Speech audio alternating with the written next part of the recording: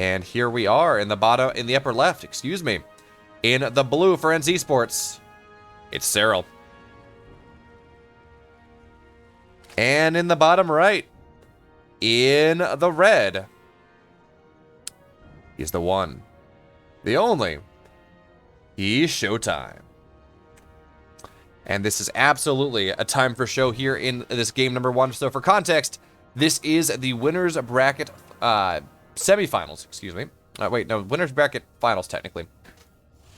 All right, no, I'm sorry. Winners bracket semifinals. I had the bracket mixed up in my head. The winners bracket semifinals from the TSL6. Winner, of course, moves on to the winners bracket finals, where they play Byun, and then on to the finals. Of course, loser does have an opportunity to go back to stay in the tournament. All they have to do is they have to just keep winning through the lower bracket, which is, of course, is incredibly difficult in a tournament as stacked as TSL is. So, of course, both players here very much they would like to win they would like to stay in the winners bracket, go as far as they can. And Showtime, this is a pretty good showing for him already. Of course, he is one of Europe's greatest Protoss players. He has ESL weeklies, EPT weeklies. He has wins from those to his name. But he has not had the most incredible tournament results in the last year. Now, some may argue that this is a result of balance. Some may argue that this is a result of... Actually, hold that thought. Quit my monologue, because Cyril has gone for a hatch block here in this game number 1. You know, I look up in the production tab, I say, oh, there are 2 hatcheries. Is Cyril going 3 hatch before pool? Because I guess that just dates me. That was actually a thing you would do against Protoss here. But, of course, Cyril's not doing that. He is going for a hatch block. Now, with the Zealot out here and the 5 probes that have been pulled, this hatch will not be able to complete. But what we will have to see, though, is whether Cyril will decide, there we go, he will go for an Evo Chamber block here. And while this will never survive, it's not really going to get a whole lot done. What this does is just a little bit more of a delay. And, of course, the question after this is, what does Cyril do with this drone? Does he go and, you see cheekier players, players like, wow, what's his name? Well, you do see cheekier Zerg players, players like Bly, for example. They will go and send that drone up into the main base and maybe start a hatch there. But Cyril, I don't think we're going to see that from him, especially with this pylon. There's not a lot of big empty space on the map at this point. This adept should just find this drone, track it down, and make sure that no shenanigans do happen. But anyways, I was talking about a 3 hatch before pool, and that does date me a little, because while we don't see 3 hatch before pool in Legacy of the Void in this meta, although it was a thing for a brief period of time when people were trying to figure out exactly what is the most efficient way to play this game, to play the new Legacy of the Void, to play with the enhanced probe count that you get when you start at 12 probes instead of 6. That really wasn't much of a thing. What people quickly realized was the extra probes, the extra drones, the extra SCVs mean that instead of wanting to get extra production facilities really early, it actually behooves you after you get the natural to just build your drone count up, build your tech up. And actually, this is a pretty dicey thing coming up on here. Now with these 2 queens and the Zerglings, the 3rd base should be able to get taken. But now, of course, the adept will be able to get on into the natural. Although, of course, with Cyril's Zerglings there, it's not really going to get a whole lot done. And the queens will buy the time they need to waddle back onto creep. Now, Showtime has decided to open with a Void Ray behind this. Of course, this is perhaps the most defensive way that he can open into this game. And actually, now the Adepts there will go into the main base, but no, it looks like Showtime says, you know what? Even though I do outpace the Zerglings just a little, it's not enough for me to actually get any sort of damage done. And I'm not really interested in sacrificing all that much.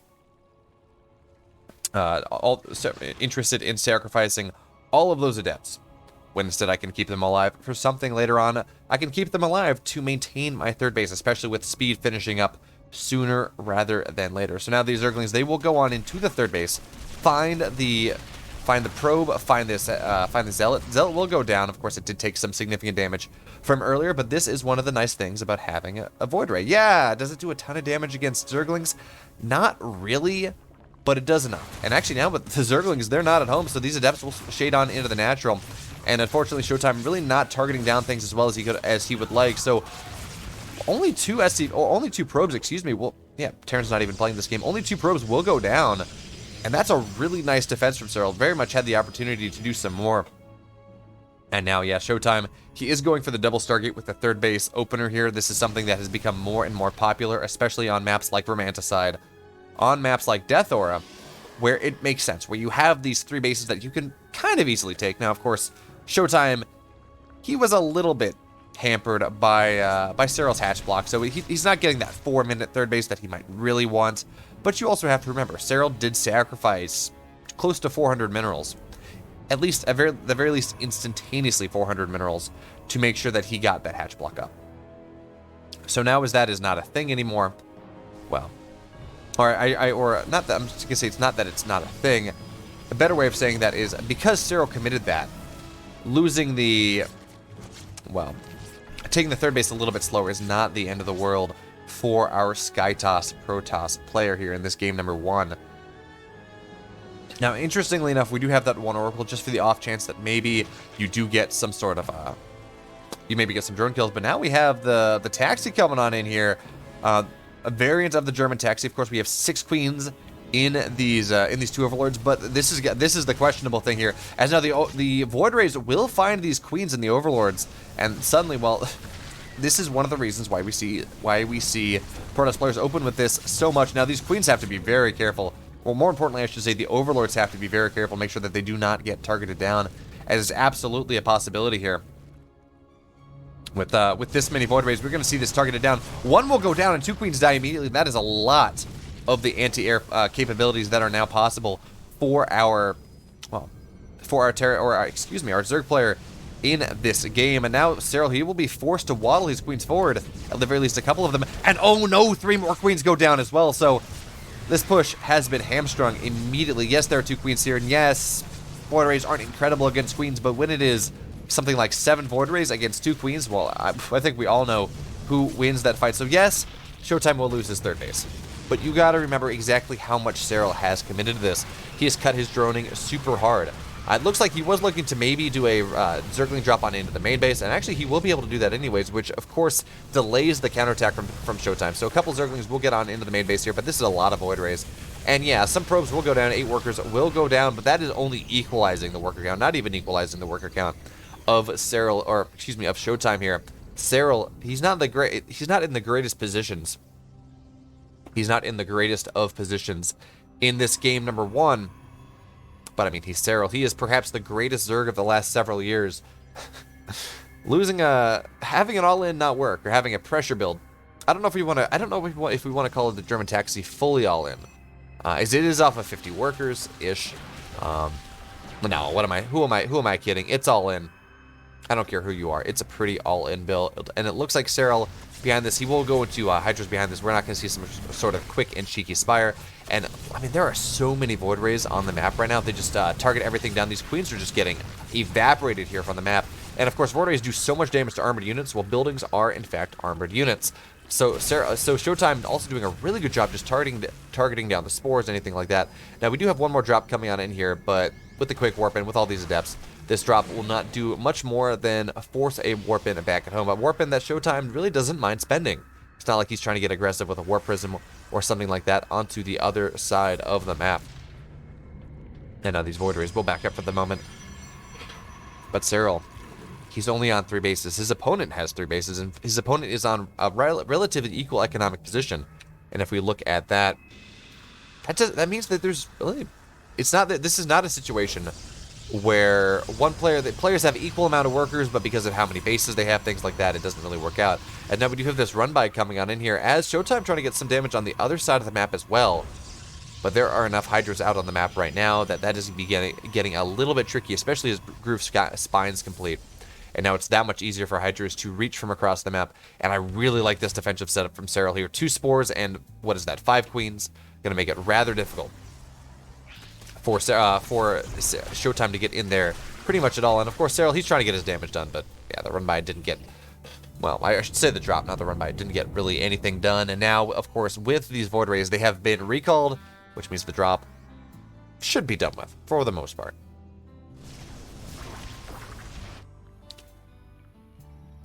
And this is interesting. So it looks like behind the Showtime opting not to go to the straight SkyToss route that we see occasionally. Instead,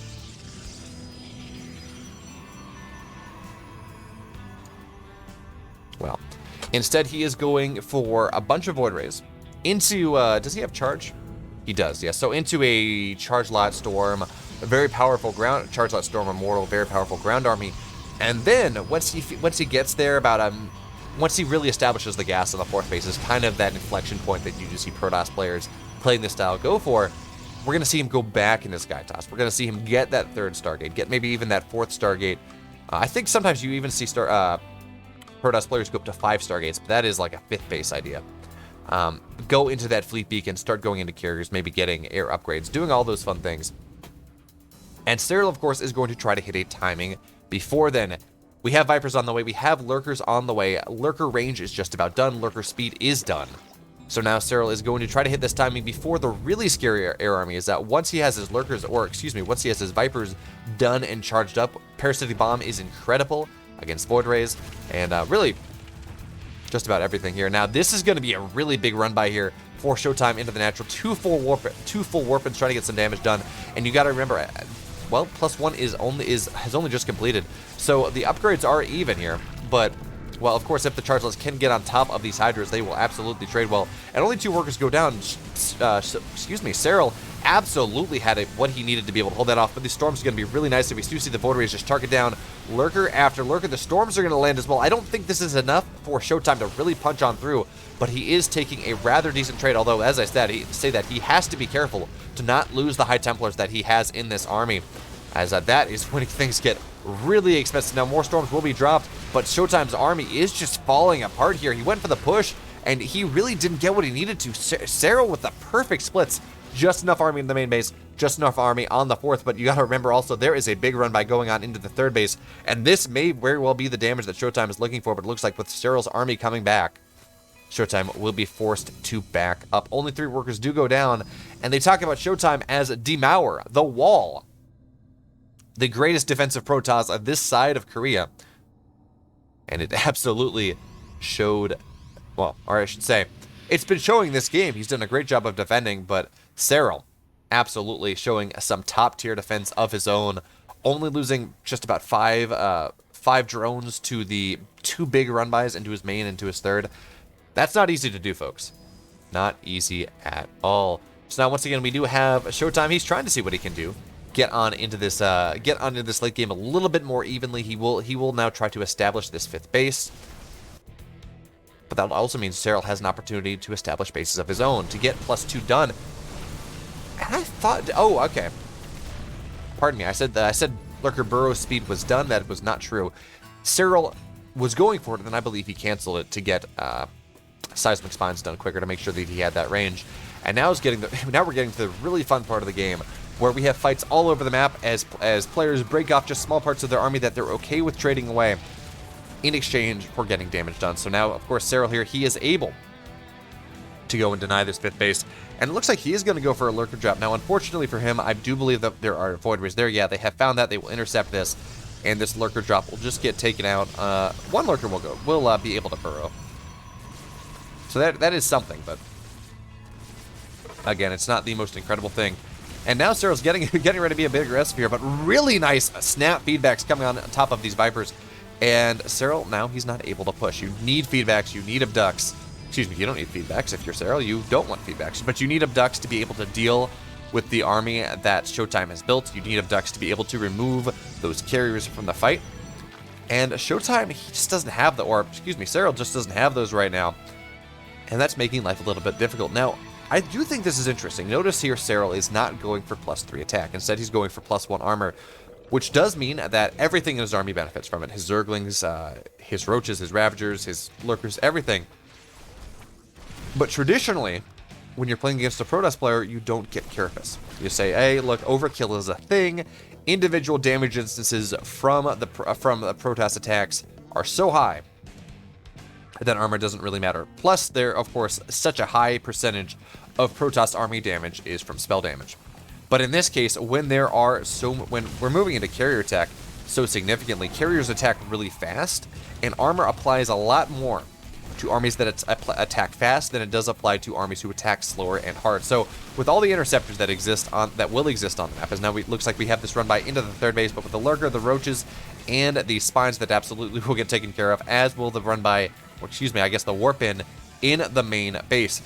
But anyway, so yeah, that's why it makes sense that Cyril is getting Carapace here. It means his Hydras will survive, and his Lurkers and everything will survive so much longer against the carrier threat. And yes, +3 Lurkers are terrifying, but the time of the Lurker is rapidly ending in this game as Showtime really getting onto that Skytoss army. And you don't want a lot of stuff on the ground, to be totally honest, once you get a Skytoss. Now, Dark has done some really cool stuff with Lurker run by Wool. Yeah, no, those Zealots will not be able to get in. Just the one Lurker and a couple Spines. Cyril, really with the absolute minimum that he needs to make sure that he can make his defenses happen appropriately. But anyway, the point being is that there just comes this point where you want that 36 Corruptor air army. You want the Vipers, you want everything like that. We do see 1-1 coming on in here. And I should say that unless you're Dark. Dark has gone for this style where he gets melee upgrades, which is not all that weird. Hydroling Bane does get melee upgrades, but he gets Carapace upgrades eventually. He gets 2, 3, 3, and he gets Ultralisks. And he gets like 6 Ultralisks to complement his... oh, this is going to be a nice little catch for Cyril here. He gets Ultralisks to complement his Corruptor force, and that just makes the storms not really happen all that much as no. Cyril will run into a bit of a problem here, but with all the static defense, with these Hydras, well, that's going to be a pretty good thing indeed. Now, this run by will circumnavigate all the Lurkers, and that's becoming a little bit problematic, as we do see our first abducts, truly our first abducts of the game here. And a decent amount of interceptors have died. We now only have 15 interceptors on the map, and with these Lurkers on the third base, yes, Showtime will get a little bit of damage done, but 4 workers for... yeah, 4 workers for that amount, not exactly cost efficient as all. Now all of these Voiders will get abducted and get targeted down, so that's going to be a rather nice trade for Cyril well, immediately.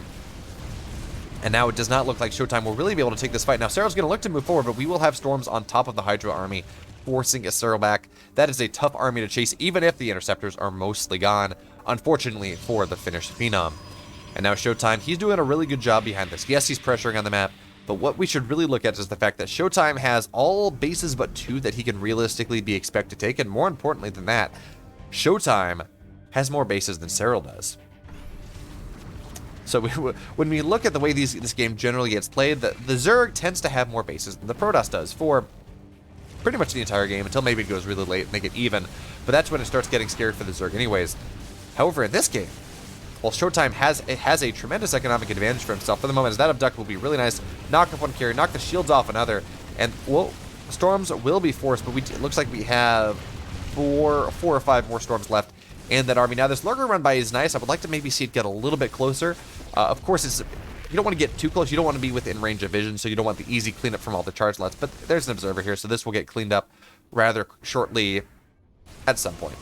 Or I should say, this will eventually get cleaned up, but not with that amount of Zealots that do show up there. Now, we do have more Zealots getting warped in, and the army of Showtime has been forced back. So Cyril, once again, he buys himself some time. He buys himself time to get into 2-2 air, to get into that Ultralisk idea that Dark enjoys so much, to get into Neuroparasite, to really just advance his tech so much further in this game. Now, the one thing that should worry him is the banks. Showtime has a better bank on the gas count and on the mineral count, but to a lesser extent. And Showtime is currently mining... Actually, no, yeah, Showtime is just mining just a little bit more. So Cyril, as he looks to make these trades, he has to make sure that he is very careful, that he does not trade too poorly. This is not a this is not a extreme income Zerg game where it's just, Zerg just kind of powers through and powers through and powers through, and eventually they take the positive trade, and the Protoss just kind of slowly dies. That's not the game we're playing here. Although, looks like Cyril is now getting to this point where he says, you know what, I have a bank, I can rebuild part of my army, it's time for me to get some damage done on the other side of the map. I don't believe you have the weapons that you need to be able to, really to be able to defend this, and that will absolutely be true. Showtime has found himself maxed out, which means that he will be forced to go and defend this or lose the base, but these storms and feedbacks are going to be incredible here, as Cyril, once again, he's not able to take the fight. That being said, though, Cyril on the other side of the map is in a really good spot here. He will be, it looks like he, actually no, it looks like that with the, we have a full-on recall, and Cyril will force Showtime's army back once again. That being said, Showtime does have a little bit of a run by, and look at this Archon flank coming from Showtime here. It looks like, yes, some of the Archons will go down, just about 1 Archon dies, but 1 Archon for that entire army, Showtime's saying, yes, please. Now, the run by on the right, on the what is that, the 11 o'clock base? The left-hand 12 o'clock base, whatever you want to call it. was also unsuccessful. But now it looks like we're in a position where we're going to see a base trade. Not the full-on base trade where players trade out their entire army, trade out their entire bank, things like that, trade out their entire infrastructure. No, it looks like Showtime is just going to go. He's going to get a base for free. Cyril not even interested in committing for the top right base of Showtime. And that is rather surprising. Yes, there was some static defense, but, well, Hydras, they do a lot of damage. It really did feel like that was a position where Cyril could have traded a base for a base. But, of course, he's the pro player. I am not. What do I know? The answer is not a lot. And now we do have +3 melee, or excuse me, +3 ranges on the way, as we're starting to get into those really high-tier air army upgrades as well. And so long as the Corruptors don't get hit by Storm, they're going to be incredibly powerful in this game. So how many Corruptors are we at? We're only at 19. I would expect to see that go up as the game goes later and army gets traded out. So once again, Cyril will do a really good job. He's not allowing Showtime to take this bottom 6 o'clock base.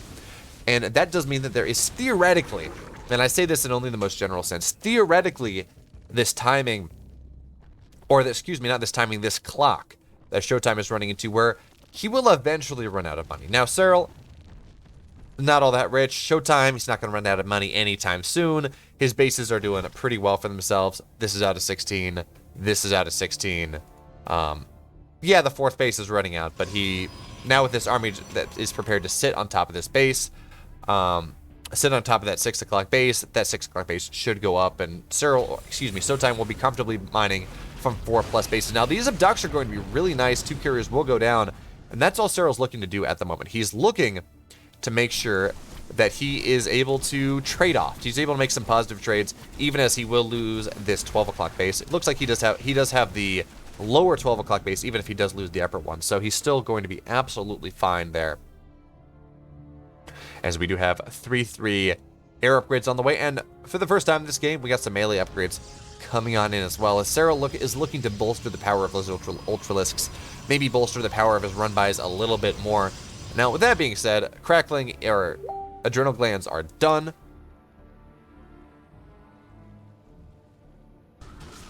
So there is that. Zergling, +0 Zerglings with adrenal glands are a pretty powerful thing. It's surprising how much damage they can do to buildings, if not, you know, actually heavily upgraded Protoss ground units. But buckle in, folks. This game's going to go long. Well, if it has not already gone long already, but we're really not in a position where either player is really prepared to lose the game in one big fight. Sure, should Cyril get aggressed on and lose his entire army at his base, yeah, the game's over. Showtime the same way, but both players are being really careful about not doing that, about having their army on their opponent's side of the map most of the time, about really avoiding these upfront fights. This is a game of base whack-a-mole more than anything else, as Cyril and Showtime look to see what they can do to make sure that, yeah, sure, they're these scary armies, absolutely, but the real goal here is to make sure that their opponent does not have the economy they need to build another one. As now we do have a recall coming in, but 2 Corruptors will go down, and the Warp Prism. Really nice trade there from Cyril, even if the recall does go off a bit, getting 2 carriers. Pretty nice trade there. That being said, though, Cyril is once again denied that 12 o'clock base, and this is one of those nice things about being able to expand really close to your opponent. You don't have to play this abstract game of, oh, I need to defend the 12 o'clock position, but I'm attacking the 6 o'clock position, and the base I'm expanding to is really far away from the position I'm attacking, so I'm pretty susceptible to run-bys. Not this game. In this game, because Showtime has this 12 o'clock base, and excuse me, the 3 o'clock-ish base, or it's the 2 o'clock, I guess. Now, this run-by will not be successful, as DTs, Archons, absolutely shred Ultras, even if they do have 5 armor.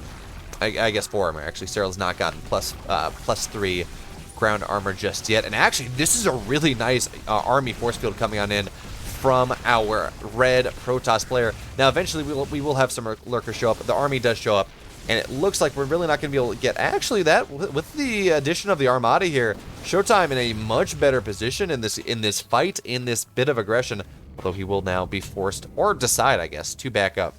But you got to remember, at this point in the game, the air army and the ground army are 2 different things. The ground army, it's marauding around. It's a little bit more replaceable. It does not take 27 years to rebuild. Losing an Archon, yeah, it's expensive. Yeah, it's a lot of gas, but Showtime has more gas than minerals. He can afford those type of traits. And because they're gateway units, you can warp them in. It's a lot faster. It's more replaceable.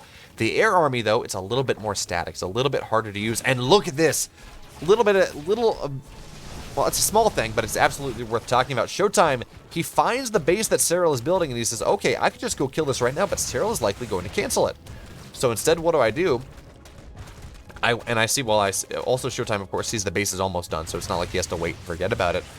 The base is done in 15 seconds. He waits those 15 seconds and then immediately goes and kills it, which costs Cyril, call it 400 minerals between the cost of the drone and the cost of the base itself. So because of that, it's a little bit more expensive. And when we're playing these late games, when these games of economy more than anything else, that is incredibly valuable. Now the 12 o'clock base has been mining for forever. It is at 16 out of 8 at this point. Yes, Cyril may eventually break that. I mean, he's got a scary army. He's got broodlords. That is a problem. But Showtime has gotten so much out of that position, and you got to remember, Cyril has not been allowed to take the bottom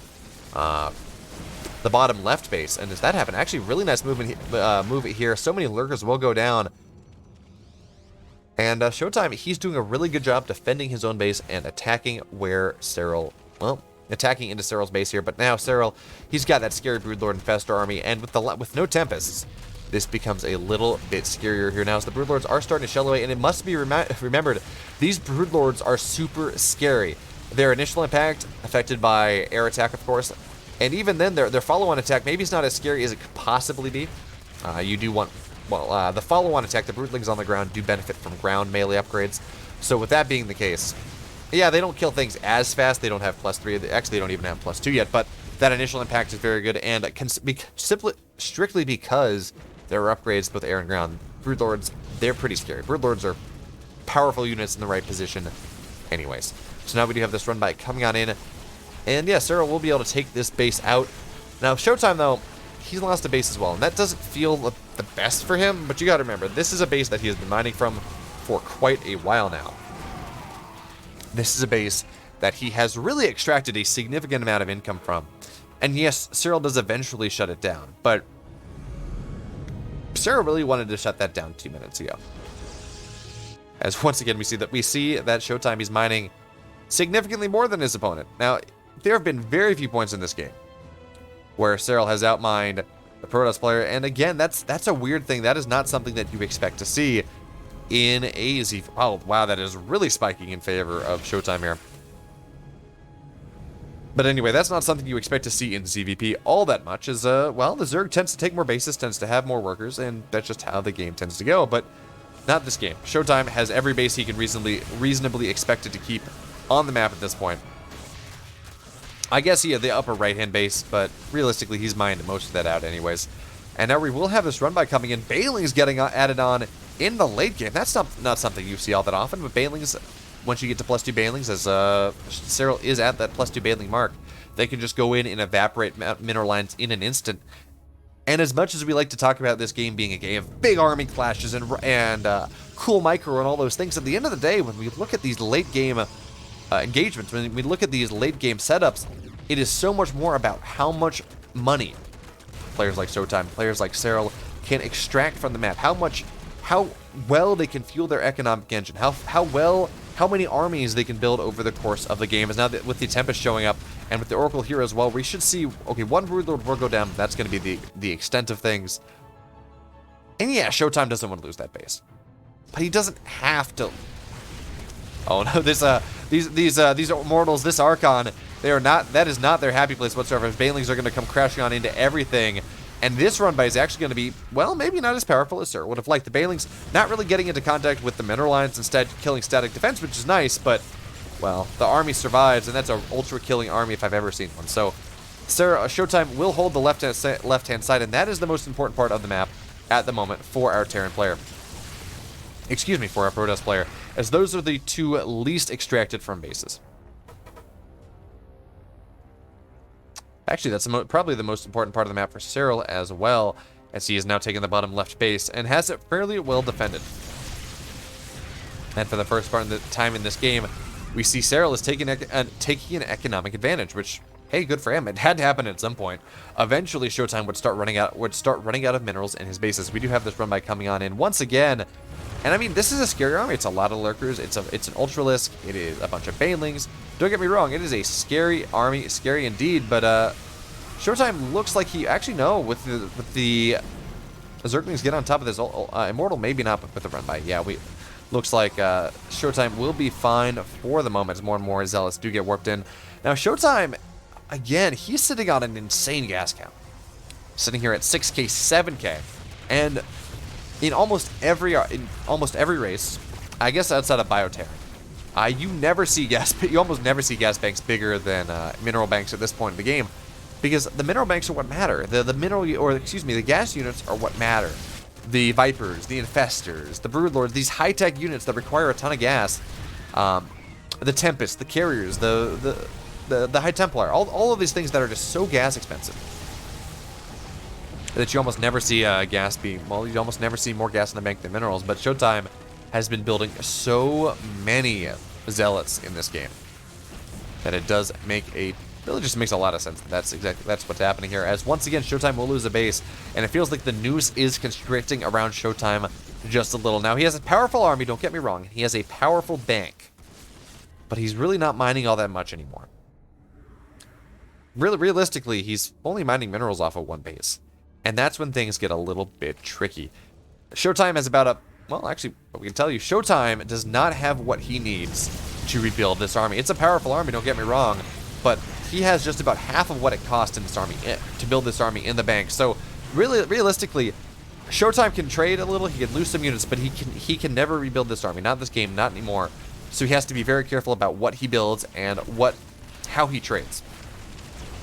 Now Cyril, he's actually mining. He can afford to do things a little bit more, but once again, his army is also expensive, and well, at a glance, he won't be able to rebuild as well. Now, eventually, will he be able to mine enough? Maybe. We'll see. It depends on whether Showtime allows him to keep mining. But now Showtime's getting a really nice bit of pressure here into this base as well. And he's denied 2 bases from Cyril.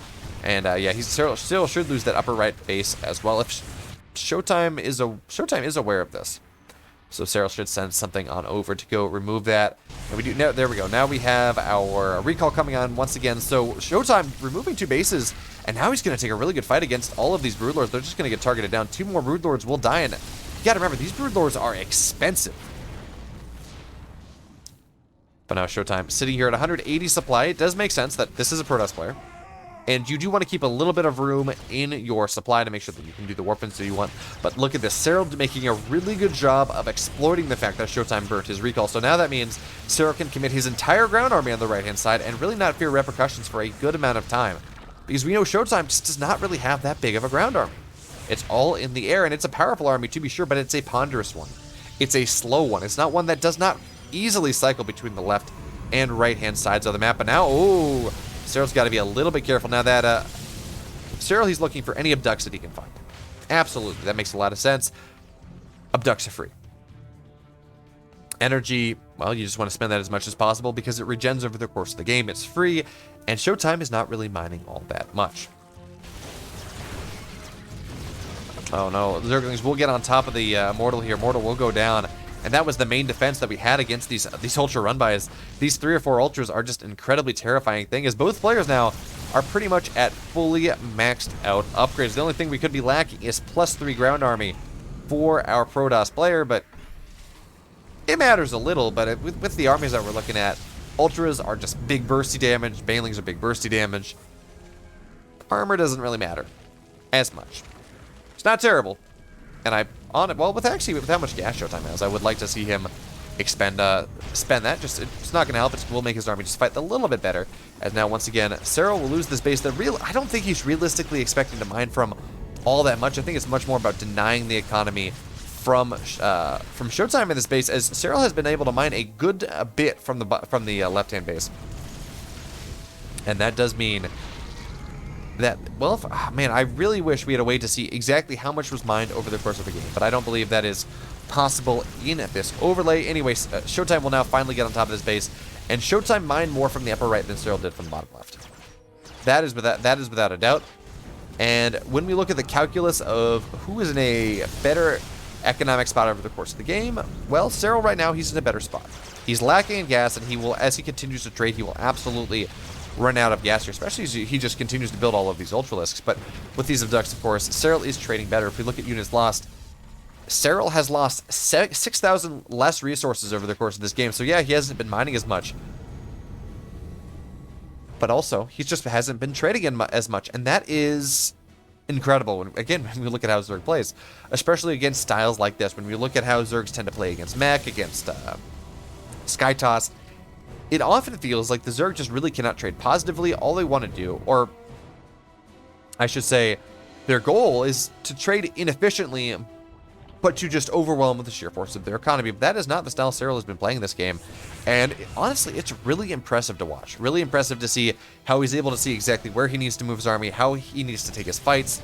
And he knows, even better than that, he knows exactly how long he can extend before he has to pull back and not lose his expensive units on the run-bys. But once again, Showtime is on the aggressive here. He will be able to knock these two bases out immediately as we just see the bursty damage coming on in. Feedbacks as well as Queens will not be around to make sure that we see a bunch of transfuses. That is something that's important with all of these Ultras. And, well, it looks like Showtime actually does want to take this fight now, but, well, we're going to back up. As once again, Showtime says, oh, hey, SERRAL, you're trying to take that 12 o'clock base. No, you don't get that. That is not allowed in this game. How are those just those two Broodlords from earlier? They are. SERRAL, he hit that one Broodlord timing. He's not built a single one since, but man, these Broodlords have just been so impactful in this game. It is crazy that SERRAL has managed to not lose them over the course of just about 20 minutes. Broodlords are generally just such a one-and-done unit. You don't really see them last all that long, especially once Tempests are out, but SERRAL's done a really good job. That or Showtime.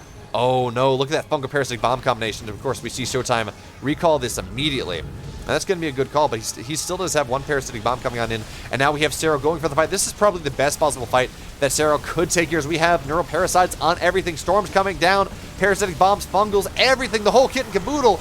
And SERRAL, he's just not winning the fight. He took the best fight possible, but everything is going down. SERRAL, he's going to spend his bank on one more army, but that is not the fight that SERRAL was looking for. He got the parasitic bomb. He got the fungal, although I believe he did run out of energy on the Vipers to make the follow-up parasitic bombs on top of that army once the recall happened. But even then, you take the fight. The Void Rays are out of the fight for the next 15, 20 seconds. Maybe you can take the fight that you're looking for. But Showtime said, no, no, no. I'm just taking this fight right now. My army is good enough, and that is absolutely the case. And now Showtime. He's sitting here at just about 180 supply, but oh man, look at the SERRAL supply here. He is doing what he can to rebuild an army, but he is down. He is down so much in army supply. He is down over double. No, I guess no, not really. He's down just about double in army supply. 90 supply to 182. Showtime with the true golden armada here, opting to replace every single worker that he's lost in this game with that many more Archons, with that many more Void Rays, with that many more Oracles, all the powerful units that you need to be able to back up your carrier Tempest army. And that is exactly what Showtime has done.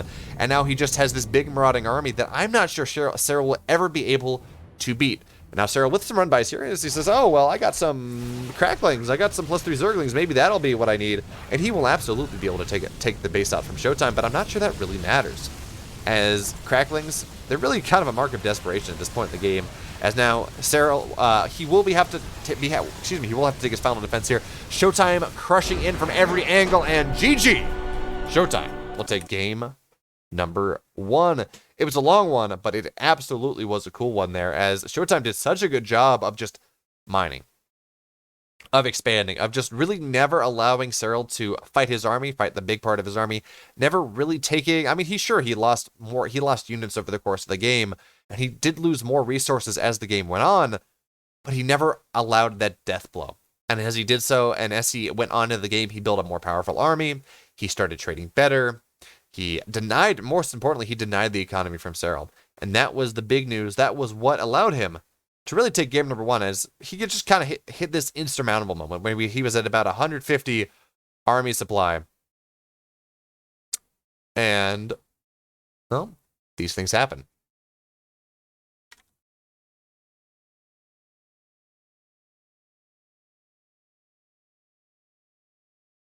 But now, game number 2 will be on Juggernaut. Let's go. As StarCraft loads up, there we go. Now it's doing what it's supposed to.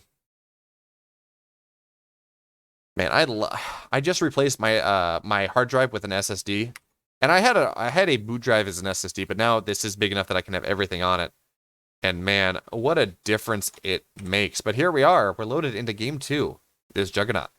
Let's go. Spawning in the bottom left. In the blue, representing NC Sports, it's SERRAL. And in the upper right, from Europe, he is the Wall. He's Showtime.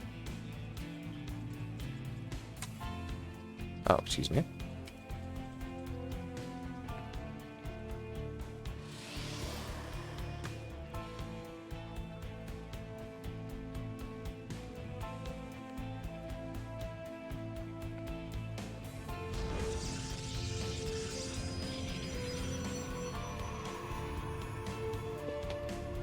All right, so what are we going to see here in game number 2? Game 1, we did see SERRAL go, and he lost a long game. I lost a game that really realistically didn't feel like he was that much in control of ever since the taxi didn't work. But a game that he was fighting his way back into, and he absolutely had opportunities to win the game. Unfortunately, the game-winning fight that he thought he had was in fact the game-losing fight, and that's just, well, one big fight. And in these late-game scenarios, when you're economically starved and you have these big banks, but realistically that big bank is not even a full army, just with how expensive armies get in the late game. Well, when you lose the fight, you just kind of lose the game. And SERRAL, he lasted a little bit longer after that, but realistically it was just waiting for Showtime to kick down the door and say, I have arrived, here's Johnny, get out of my game. And SERRAL has been vocal on social media over the last month or so, and he says, you know what? I don't like playing late game.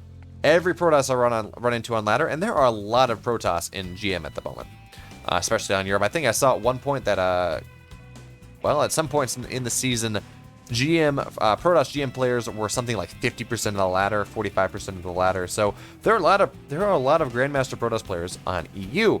SERRAL plays a lot of them, and he says, you know, look, every single player just is trying to drag the game out to 20 minutes, and then just trying to win with a Skytoss army, which.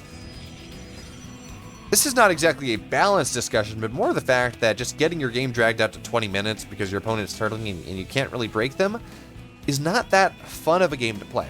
And SERRAL has been very vocal about this. He says, hey, I don't think this is all that balanced, but more importantly, it's not all that fun. I hate playing that game. So we're going to have to see whether SERRAL has decided to do something about that in game number 2. Whether he is going to say, hey, I think... Now, bear with me here, but I think I have a build that will be able to knock you out of the game before 15 minutes, before you get into just an incredibly powerful Carrier, Tempest, Archon, Storm, Void Ray, heavily upgraded army.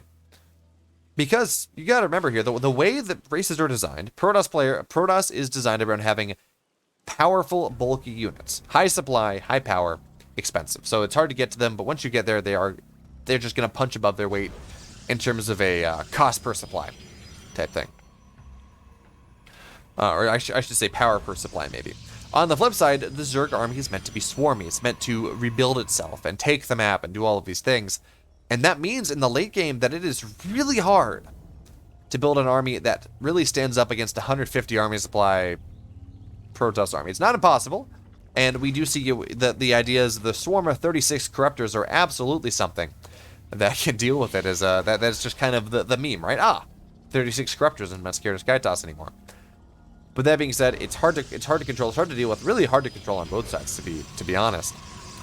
But when we look at how races are designed, Protoss is designed to have those big, powerful death balls. Zerg is not as much, so that death ball army is not as powerful as the Protoss is in a straight-up fight. Now, absolutely, Zerg has powerful spellcasters, and that's kind of how they're looking to take that. You know, get some abducts, maybe get some really awesome Parasig Bomb, Blinding Cloud combinations, whatever the case may be.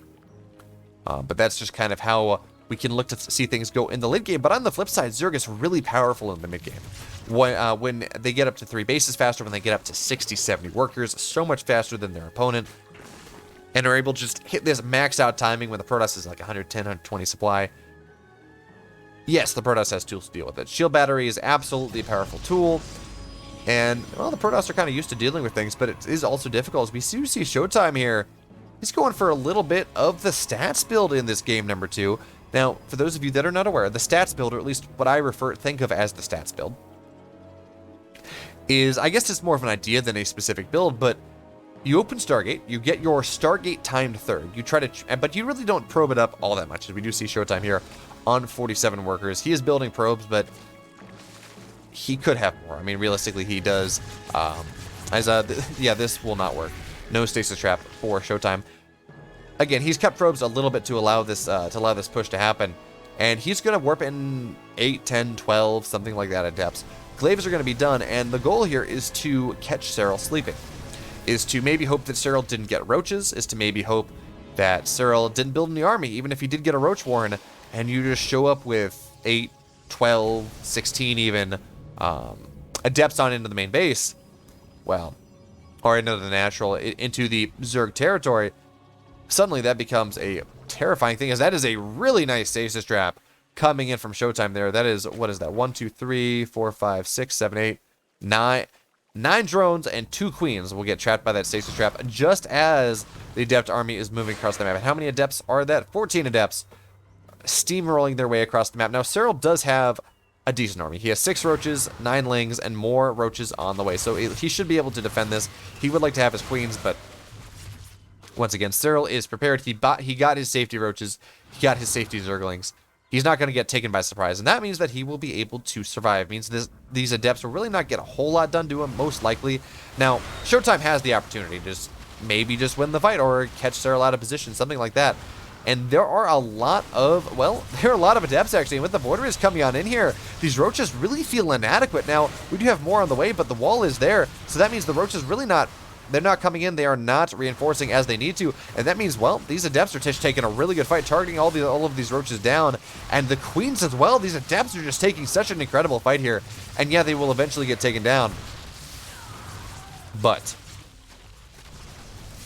still, really good fight for Showtime, I believe. Yeah. Well, plus 300 resources. It was a really good fight for Showtime. Then maybe he stayed around just a little bit too long in the reinforcements from Cyril. It did mean that Showtime didn't take quite as advantageous of a fight as it was originally looking like. That being said, Showtime, he has 3 bases. He is at 72 probes now. He is getting into his Charge Lot Immortal Archon army that he's been looking for. But Storm is not anywhere near close. Temple Archives just now finishing. We're going to have to see when Showtime decides to build Storm. And we have 10 Swarm Hosts on the way. There's just not a lot of splash damage at the moment. Now, Showtime will be aware of this. He should see these Swarm Hosts popping because, of course, there's so much vision on all of the drones, on the hatches, things like that. He should know that these Swarm Hosts exist. But knowing they exist and being able to deal with them are 2 totally different stories. We see no splash damage. We see, not 0, we see very little splash damage on the map. 1 Archon, not really going to be enough, as now Cyril getting ready to be incredibly aggressive in this game. He's only on 66 workers. He's not going for this 80 high economy later game army. No, he's just looking to get 10, 12, 14 Swarm Hosts and just get a bunch of Roach Ravager behind that. And of course, the way this goes is the Swarm Hosts, they launch their locusts, they land, and the Roach Ravager tries to fight with everything else. So it's just about a 45-second cycle, because that's just about how long it takes between Swarm Host waves. So now Cyril's going to go in, will immediately start getting some damage done here, as he will get on top of the gateways. Now with the Locust landing, they're just this big buffer. There's this buffer that Showtime cannot fight into, and that means the Roach Army is going to be able to get on top of these pylons, get on top of these gateways, get on top of the Cyber Core even. And now we have more Locusts coming in. And now this is not exactly this was not a streamlined Locust Swarm, not yet. So that means these Queens will go down, and that means this push is going to be not nearly as powerful as it once was. You need the Queens. You need them for the anti-air, because otherwise you're just going to have Void Rays plinking in and just removing the entire ground army from the map, as there's just no anti-air. And when there's no anti-air, and specifically when there are roaches, oh no, Showtime, nice force field there. We'll be able to remove 2 of the Swarm Hosts, and more importantly, force a Locust Wave.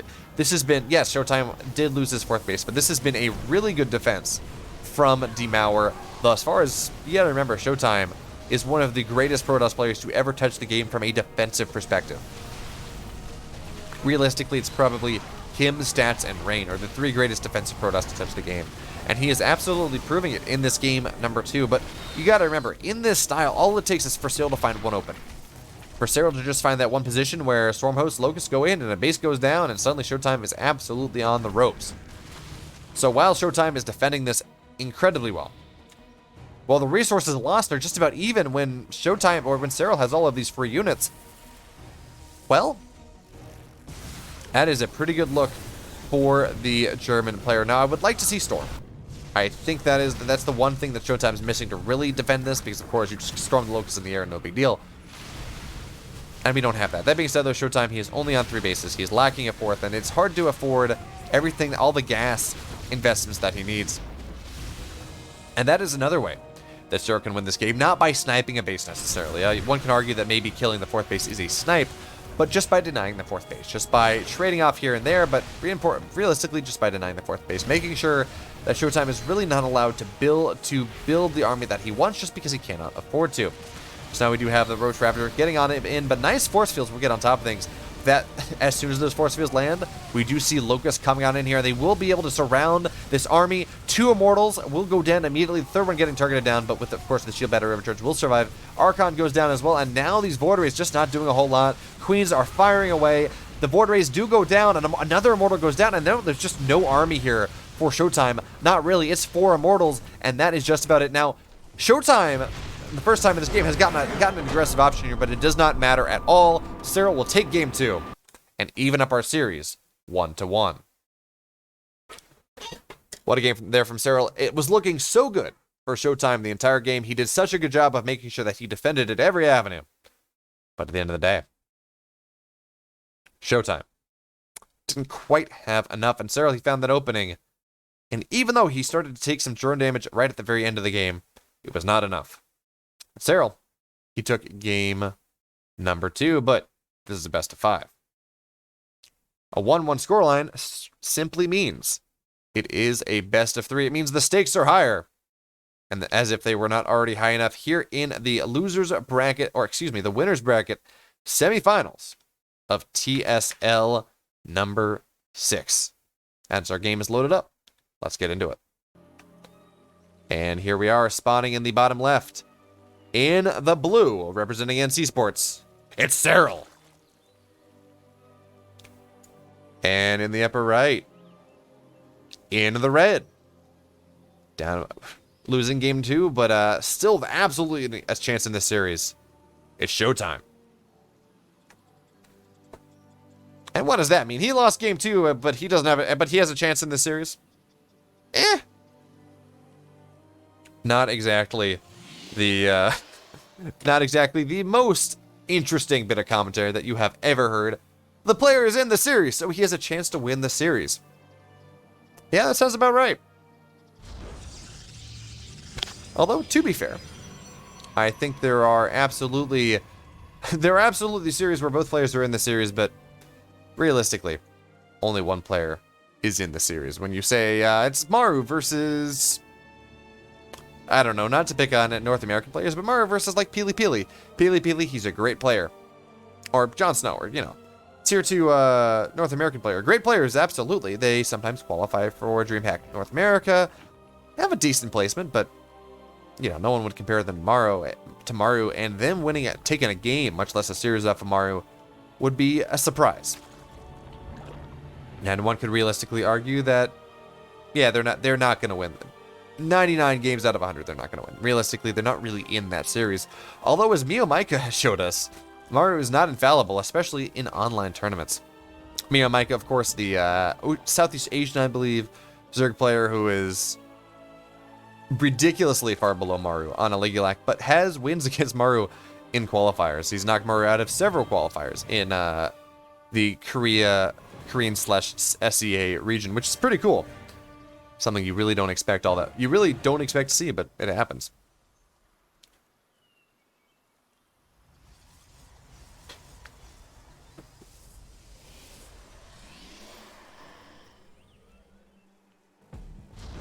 But now we're here in game 3, and I was about to say, hey, you know what? Showtime has opened Stargate the first 2 games. Will he do it a 3rd time? And as I say that, Showtime, he drops the Stargate. He is playing the same game.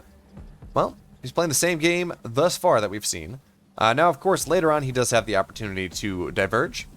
Game 1, he just held SERRAL's attack, so we're not sure exactly what he was going for. SERRAL got rather cheeky. He went for the hatch block into the German taxi. Game 2, we did see the glaive pressure. That looked like it maybe was going to get some damage done, but SERRAL just kind of went across the map. And at first, really wasn't finding the momentum he was looking for with that Swarm Host attack, but eventually he found that momentum and was able to take Showtime out. So now we're going into Game 3. And I think we see Showtime try to play something similar to game number 1. That would make sense. I mean, that is the game that Showtime did win. So I would not be surprised to see him play a game like that again. That being said, though, you can be sure that Cyril is not looking to play another 40-minute game. He absolutely has the opportunity to, and I wouldn't blame him for doing so. I mean, he's a great late-game player. In fact, there was 2018, 2019, people were just talking about the fact that Cyril could not be beaten in the late game, not in ZVP. But it's not 2019. The meta has changed. Players' forms have changed. And now, well, you're seeing a lot more Zerg players saying that, yeah, the late game feels a little bit Protoss favored. Some of the more polarizing Zerg players would say that the late game is Imba in favor of the Protoss. Now, I will not, I'm not sure I agree with that argument, but it is no longer just the uncontested Zerg domain in the late game, not anymore. Protoss can actually build armies that do fight the Zerg, well. It's not these 2 depths will go in, they say, oh, hey, you've got your natural fully fledged out. That's about all they will do is, of course, Zerglings were able to defend. And now with the Oracle moving across the map, and yeah, we have a second Stargate on the way, so Showtime, he's playing something like game number 1. We're not seeing any sort of stats build, some sort of surprise glaive or charge timing that just kind of works because Cyril didn't scout it. I mean, going for that kind of build against a player who realistically has some of the best scouting in the world, yeah. That won't really work out all that well. The stasis trap will go down, but only one drone will get targeted, so not all that impactful. But once again, it's just some energy. Oracle will stay alive. And, well, we'll stay alive to prosper, to do something else, and to live another day. Or, because this is StarCraft, more likely just to die another day. As now SERRAL really on top of things. Look at this. Look at this queen positioning here. He knows exactly where this Oracle is going before Showtime even knows where this Oracle is going, perhaps. And SERRAL will have, he's got 2 queens at every ramp, and he says, or excuse me, at every cliff, and says, no, no, no. No Oracle in my main base. That's not what I want. And it looks like we have a taxi coming on in once again. There we go. Bunch of queens in some overlords. Ro8 is moving their way across the map. But this time, and of course, once again, we do have Void Rays coming on in, but the queens will drop in a better position this time. Will not be forced to spend energy on the on transfuses for the overlords. And there we go. SERRAL will be able to get this drop once again. And as long as he doesn't lose, well, as long as he doesn't lose like 5 queens and both dropper lords, he's going to be in a pretty good spot. Now there are 4 Void Rays on the map, soon to be 6, so that is a little bit scary. As one overlord will go down, second one will go down as well. But now the queens are here. The queens are alive. SERRAL has not lost any of them, and he is, more importantly, he has not spent all that much transfuse. Or I guess I should say, well, the most important thing is the queens being alive, but anyway. Oh, excuse me. Queens now waddling on their way in, and 8 queens will fight 6 Void Rays pretty positively. But SERRAL, he's not content. Behind this, there is a Hydra Den on the way, 20 more Zerglings on the way, as well as a bunch more queens. So we should see more anti-air be possible as Showtime does reach that point where it's not really cost-effective to fight it with queens. I mean, queens are good against Void Rays, but there just kind of comes this inflection point where you want Hydras, you want something like that. And that is exactly what we will see here as the Hydra Den is just about done. More and more Zerglings are flooding their way across the map, as the Zergling drop won't get anything done. So that is unfortunate for SERRAL, fortunate for Showtime, or I should just say well played for Showtime here. But now the push is coming on into the natural. Now with all these queens, this is going to be a little bit harder here for SERRAL to happen, for SERRAL to break as well. There's shield batteries, and shield batteries are pretty powerful. But now a bunch of Zerglings will find their way on into the main base, which pulls the entire army, which pulls the air army back, and that just means that, well, SERRAL has the opportunity to do a little bit more, to start really worrying away, to start killing the static defense, to start killing the structures here at the front of the base. As that, of course, that battle is going to land really nicely. It will remove shields from both the warp gate and the pylon, And now we have one gateway is getting targeted down. Zerglings have been removed from the main base at the cost of 2 more probes, and the queens are firing away at will. Not a single queen has died in this game thus far. So yes, we're going to see Ravagers, we're going to see Roaches targeted down. These queens are indomitable, and they're just doing a really good job of removing the Protoss, really just the Protoss air threat, but now we're starting to see the queens run out of energy, which means, well, the Void Rays do die. But behind this, we do have, well, we have Hydras on the way. We did see Cyril drone up to just about 63 workers. And his economy, well, he's in a decent spot. I should say his army, more importantly, will be in a fairly decent spot. Now, he did not win in this push. But the question, how many Hydras do we have? We have 4 Hydras, 10 more on the way. But of course, on their side, that is 9 Void Rays. Okay, that's decent. But the trick is they're just enough Adepts and Zealots on the ground that it makes this a little bit dicey.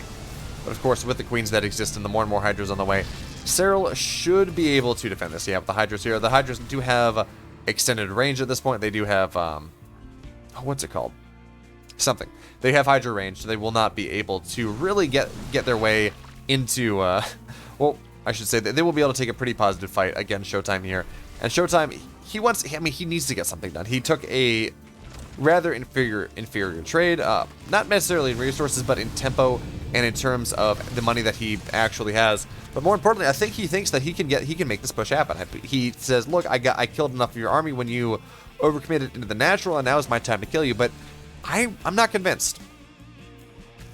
Yes, he is up in army supply just a little, and that is generally a marker of a, well, the marker of a scary Protoss army. And don't get me wrong, the army is scary, but all the ground army is not upgraded. Meanwhile, there's run by in the 3rd base.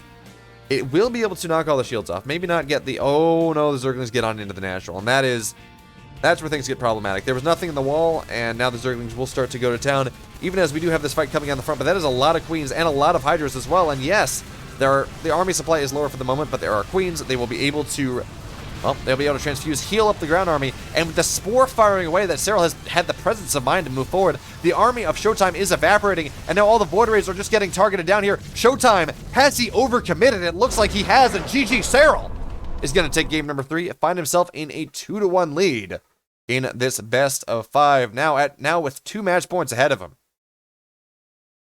with the chance to move on to the winners bracket finals, face Bjorn in that potential matchup.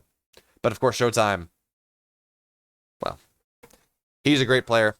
He won game number 1 in tremendous style, and I would not be surprised to see him do exactly what it takes to be able to fight his way back into this series, take us to game 5. All I know is, hey, I love game 5 more than I love, I'm not going to say more than I love life itself, but I love game 5s more than I love a lot of things. But with that being said, we have game number 4. It's loaded up. Let's go. And here we are, spawning in the upper left. In the blue, on match point, it's Cyril. And in the bottom right, in the red, suffering for match point, but not out of this tournament by any stretch of the imagination. This is the winner's bracket after all. It's Showtime.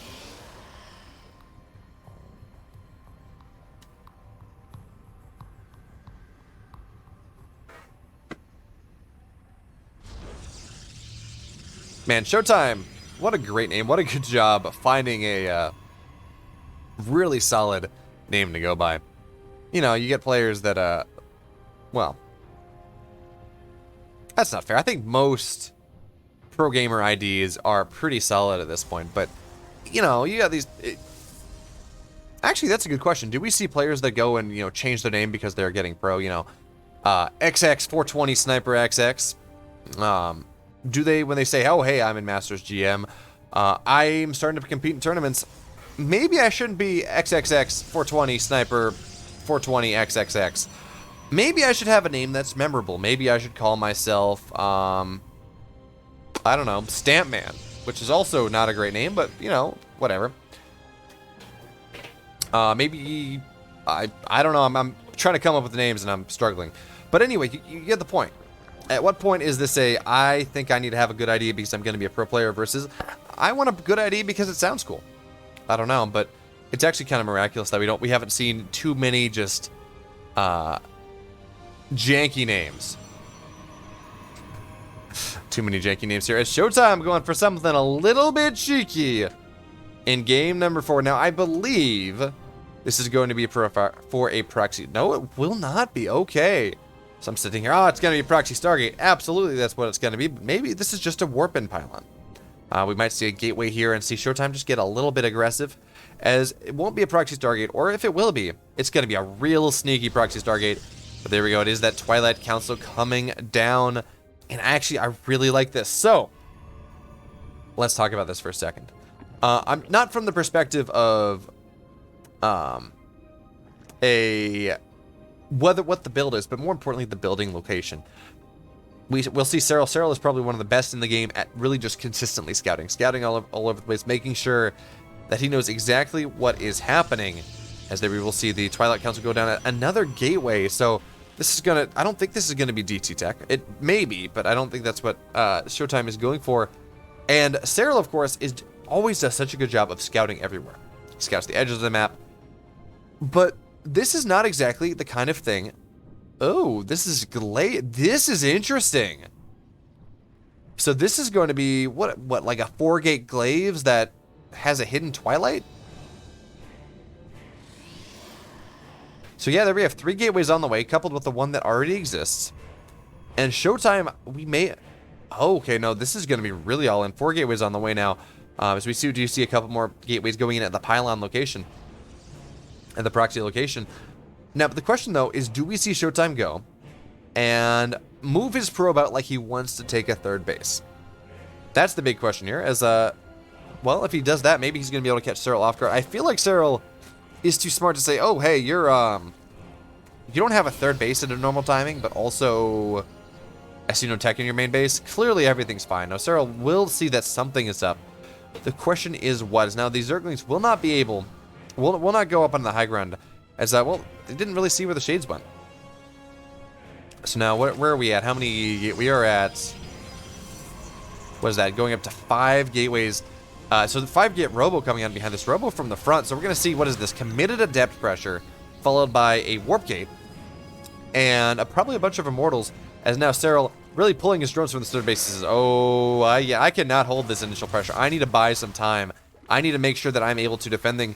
As now we will see the Adepts go on in, and they're just not enough Zerglings here, so the Queens will continue to fight, and the Zerglings, all they're looking to do really is to bulk, is to make it so that the Adepts don't get on into the main base, but that is a lost cause indeed, my friends, as the Adepts now will find their way on into the main base. But Cyril, with a really good drone pull at the moment, has only lost 3 drones for the moment, but that's not going to say he will not lose more. Now the Adepts will find their way into the 3rd base. Once again, not a whole lot there. And now the Ro8 have found all the Adepts into the main base. All the Adepts will go down here. And yes, there are a couple in the 3rd base, but this is not Showtime's fight. This is not the game that Showtime was looking to play here in this game number 4. This was not the timing that he was looking for. And yes, Cyril has done a really good job.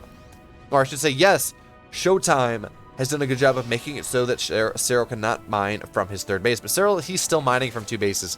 He still has got about 36 workers. Now he's punching out the Ro8 numbers, and he's so confident now that he says, okay, now it's time to go back into droning just a little. I need maybe a little more gas. I need more mineral income, whatever the case may be. Now is the time for me to move back into building just a couple more drones. Once again, we will see him cycle on back into units here, so he realizes just how committed of an attack this is from our red Protoss player. Now, Cyril will potentially lose this 3rd base. Showtime is doing a really good job of making sure that he is zoning the opponent out. But this run by is going to be really nice, and Cyril's going to be able to surround and immediately kill off one of these Immortals. One of the Immortals will go down, and yeah, there we go. We'll get targeted down, and now Cyril, Zerglings, they will be forced to back off. But that means that Immortal has got only 1 Immortal on the map. 1 Immortal, 20 Adepts though, and 20 Adepts there. They're pretty terrifying. That is a lot of DPS that exists in the Protoss armies. Now we do see a full wall here, so that does mean the Adepts really can't shade into the natural. Force Cyril to really take a bad fight. As now we should see Cyril go and once again remove that wall, just make sure that he can have things resupply. But now this run by once again is getting so much damage done. A gate has gone down. The Warp Prism is going to get targeted down. The Robo will get targeted down. The Warp Prism will not come out. And this is just getting really spooky for Showtime here. Yes, he's got a good army. Yes, it's within plus or minus 10 army supply of his opponent. Yes, he is up 3 workers. But there's only 1 immortal. There is no War Prism. Cyril, yeah, he's really late on this third. Yes, he lost a third. His third base is not even up yet on the rebound. But you got to remember, as long as Cyril doesn't die here, honestly, he's in a pretty good spot. So once again, we do see this just mass amounts of adepts coming on in. Zerglings will be able to get the full surround here. So yes, the adepts that do warp in, they're not really going to get a whole lot done. And this Zergling run by is just doing so much damage. As Cyril holds the fort with his queens, with his roaches, does not allow his opponent to really get the fight that he's looking for. But Showtime says, okay, well, I lost 2 gateways. 4 more. What is it? 2 gateways or 1? Yes, I lost a gateway. Time to throw down 4 more. As maybe I'm banking just a little bit too much. I want to be able to get those bursty resupplies. Now, okay, actually, I really like look at this. Cyril, he moved a Ravager with those Zerglings as well, and that means that the adepts that are getting warped in kind of behind the building, not really able to get, not really as impactful as previously. Well, as they previously were in this game. So as we watch this game, as it continues to go on, we notice that Cyril is just ever so slowly increasing his supply lead.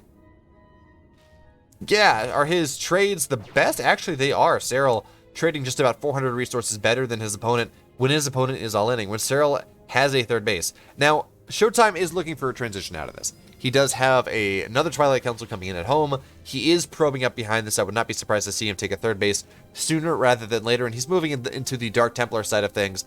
But unfortunately for him, there is detection. More importantly, there's detection at the front of the base, and Cyril actually will see this, absolutely. So pressure at the third base, not really going to get anything done. Now the queens and the drone, look at that body block coming in from the drone. Now this is where things get a little bit problematic because there is no detection at the inside the mineral line. So we're going to see these the DTs, they're going to try to get something done. Look at this body blocking. I mean, this is just incredible here. Cyril doing a really good job, and all the DTs will go down. Now this DT in the main base getting a little bit more done. 6-7 workers will die. But with the queens coming up to defend and the drones fighting, not really going to get a whole lot done. And now Cyril, he's just about doubling the army supply of his opponent. Yeah, he's down in workers for the moment, but he's got 3 bases. He absolutely can inject and get that back should he choose. But I would not be surprised to just see him go and maybe take a finally just slap his opponent's army on the side and run across the map, cancel the third base, and the game. Because that's the kind of game that we're in right now. Showtime is not in a good spot. Showtime is incredibly far behind, even if his economy is theoretically better for the moment. Even if he does have more workers, he's behind in tech, he's behind in supply, he's behind in tempo. And even as he will be able to start mining from this third base, he has been mining off of 2 bases for so long that he's not in the best position whatsoever. Now, we do have +1 on the way, charges on the way, and with the Dark Shrine coming on in, there is the chance for Immortals, or excuse me, for Archons to really buttress this army. So charge that Immortal Archon will be the army composition of the day. But we have Bailing speed is just about a third of the way done. Bailings are on the way. +1 ranged is just about done. And this Roast Ravager Bailing army is going to be incredibly difficult for Showtime to deal with this. He sits here down 40 army supply.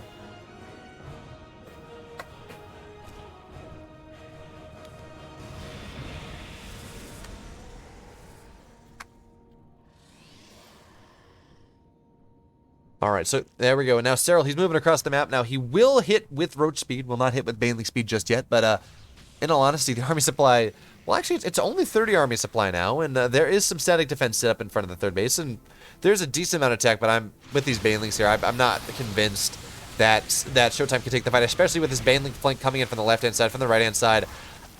Cyril's looking for a full surround. Looks like actually he's not going to try to go for that at the moment, as maybe he's afraid of the sentries, but there are only 2 or 3 sentries. Now this Adept Warpin's actually getting a decent amount, but the wall here will be able to prevent this for the moment, as now Zerglings do run back. Queens are fighting this, and yeah, this the Adepts running in, not really going to get a whole lot. So now we're looking at, well, we're looking at Showtime's base, as there are a lot of Bailings. Speed is done, and the Bailings are going to look to charge on in, but the force fields will be there for a moment. Of course, Ravagers will be able to knock those down.